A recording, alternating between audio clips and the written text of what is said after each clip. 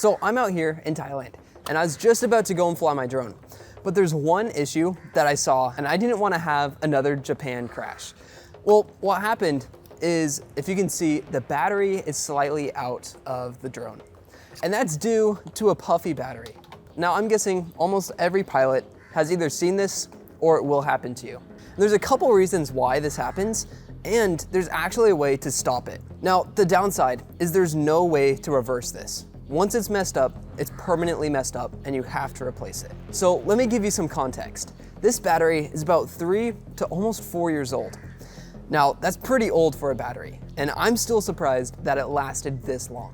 But these batteries have an issue where if they get discharged or in the sun too much, then they will start to expand, and that's damage to the battery.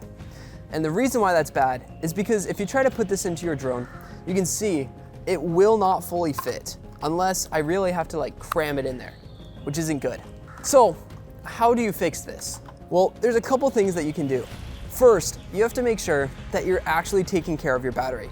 So when you're not going to fly, then make sure it's at storage voltage, which is 3.8 volts. For me, if I'm going to go fly the next morning or the next day, then I'll charge it up the day before.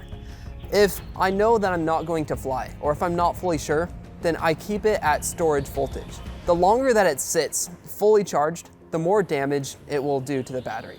Now, you don't want to overcharge this, or you don't want to drop it down below its operating voltage. Anything under 3.3 volts, then you're really hurting the battery, and it might even not be usable after. And if you've ever flown like that, you've seen your drone will probably fly and just drop. So if you stay within the operating range, which for me, I like to land around 3.5 volts for FPV, or whenever DJI just says to land. Now, if you do that, your battery should last a lot longer.